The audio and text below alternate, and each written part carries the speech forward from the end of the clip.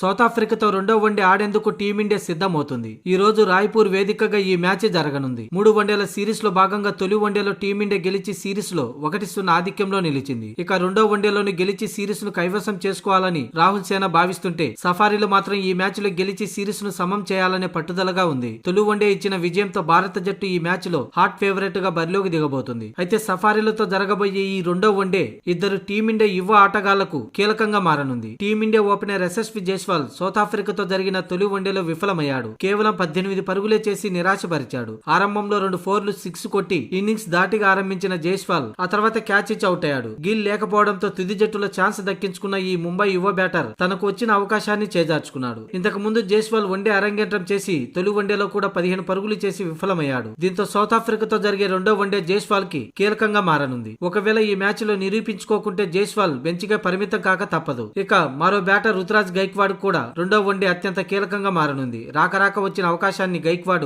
ఉపయోగించుకోలేకపోయాడు. తొలి వన్డేలో 4వ స్థానంలో బ్యాటింగ్ కు దిగి కేవలం 8 పరుగులే చేసి అవుట్ అయ్యాడు. బ్రేవిస్ పెట్టిన స్టన్నింగ్ క్యాచ్ వలన గైక్వాడ్ కు నిరాశ తప్పలేదు. 2 ఏళ్ల తర్వాత భారత జట్టులో అవకాశం వచ్చినా గైక్వాడ్ విఫలమయ్యాడు. మ్యాచ్ విన్నర్ పంతుని సైతం పక్కన పెట్టి గైక్వాడ్ కు అవకాశం ఇచ్చినా నిరాశపరిచాడు. దీంతో సౌత్ ఆఫ్రికాతో జరగబోయే రెండో వన్డేలో ఆడకపోతే మాత్రం గైక్వాడ్ కి టీమిండియాలో చోటు ఇక మర్చిపోవాల్సిందే. మొత్తంగా ఈ రోజు మధ్యాహ్నం 1:30 ప్రారంభమయ్యే ఈ రెండో వన్డే మ్యాచ్ లో అటు జైస్వాల్ ఇటు రుతురాజ్ గైక్వాడ్ కి చావో రేవో లాంటిది.